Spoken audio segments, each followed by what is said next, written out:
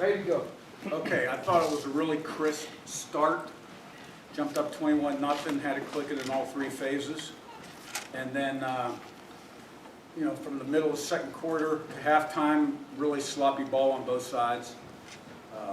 Defense's credit, we shut them out in the second half, held them under 200 yards, thought that was good, teams were solid. But offense just, too many opportunities squandered, and then the protection and just got to get better there. Got to learn to play the lead. Got to learn to play the lead. You got 21-0, man. You got to keep the edge. And so there's a lot of things we're trying to change here. Another thing we're trying to change in tradition is you got to keep the people in the seats after halftime and create a Power 4 environment in the stadium. But we got to play better too. So it's a win. It's something to build. Question. He's on your left, and Matt. You mentioned the environment. What's your message to those fans that left at halftime? And did you know, I think you kind of talked about maybe a couple months ago that you need time to build that engagement? Yeah, I think I'm going to focus now on the game. I made my statement, and we have to play better. I was disappointed with the way we played when we jumped up 21-0. But I did think defensively, other than one drive, we played well. Matt on your left, and Zach. Coach, that's what I was going to ask you about. Obviously, the last drive on defense, not great. But other than that, you guys really held them down. What did you like about how your defense played today? We were swarming the football, doing a nice job of, in the pass game for the most part, put pressure on the quarterback, created a turnover or two. And again, other than one drive, I thought I saw pretty significant improvement and a team that had a chance. Zach on your right, and Seth. I guess just following up on that, I think 8 tackles for loss, 4 sacks, just how encouraged were you with seeing the disruption you were getting at the line of scrimmage? Yeah, well, those TFLs and sacks are great. I didn't know the numbers, but we've always been high in TFLs and sacks. And we have guys that have the ability to do that too. So, I think it's something to build on. Seth on your left, and Todd. Yeah, Curt, for his first game in an IU uniform, how would you assess Curtis Rourke's play today? I thought, he made some plays and scrambled out of the pocket, made a couple plays, and then the protection broke down a little bit on him. He missed 2 to 4 reads, which is going to happen in a football game, and familiarity with scheme and things like that, just playing more snaps. We left at least 10 plays out there offensively, but not the quarterback. I liked the way he moved around because he hadn't been hit, and made some nice throws. Todd, third row, middle, and Ravi. Curt, I know you haven't seen the film yet, but the kind of the new guys on the interior of the offensive line. What's kind of your baseline assessment of them right now without having seen the film? I can't. We had some real nice chunks in the run game, and most of the pressure I saw was coming off the edge in the pass game. So, we would get the run game going in the second half, and chunks, kind of breaking their will, and then we'd throw it and go backwards. But those guys are capable, and we're going to be okay there. Yeah. Todd, pass it over. Ravi, middle, third row, and then Sammy. Yeah, Coach, with what fans saw today, like what percentage of your offensive playbook would you say that we saw today? The offense changes week to week based on the opposition.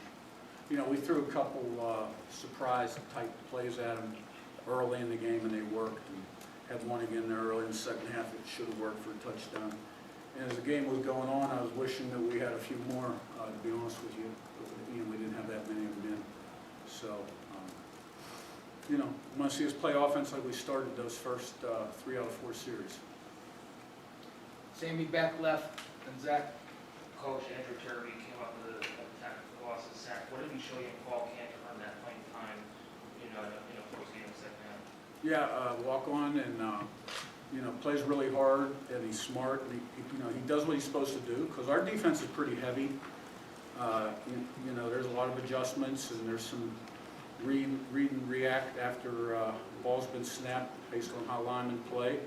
And he's a real dependable guy, and that's all we needed was somebody over there at that particular time to sort of do what he was supposed to do because there were plays to be made. Zach, on your right, the Jack. Coach, the transfers accounted for 360 to 414 yards of offense today. What does that say about your staff and your guys' ability to bring in the right guys and then get them ready for week 1? Most of those guys are proven guys, you know what I mean? So, we made some plays out there, we're capable of making them. Jack on your left, and Daniel. Kurt, we didn't see Donovan McCulley out there for, a lot of the game. What's he been dealing with, and do you know how long? We got him, he was getting involved early and took got hit and went back in there for a little bit, and then that was it for him. So, we'll see what happens. Daniel right in front, and Jim. He wasn't medically cleared to go back in. You all ran it well. I want to say averaged a little under 6 yards a carry. How would you kind of evaluate the way that the rushing attack kind of played today? Yeah, there was some nice creases and some nice cuts, nice chunks, and now we got to take the next step and, with a little bit better downfield blocking or breaking the tackle here and there, those 12 and 13-yard games become 25 and 30 and 40. I was really impressed with Elijah Green that last play. I mean, he broke through there with a 2-0 line and showed speed and burst, and they couldn't catch him. Jim in front, then this. Coach, a lot of rushing yards today, and I know that penalties are something that drives you insane. 8 penalties on the offense today. Was that just due to being the first game, a little bit of fatigue coming in? 8 of the 9 penalties were on the offense. Yeah, good job defense. 2 made penalties. There were quite a few penalties in scrimmages. It was a focus to eliminate penalties. But I think when you look around college football, you're seeing that in the openers right now. It's almost like they're teachable moments and they learn from them the next game. I'm not making an excuse by any means because we didn't want to have any. I am pleased that we didn't have turnovers because I was worried about penalties and turnovers. So we don't have to teach that, which was good. So, but we got to do better in that area.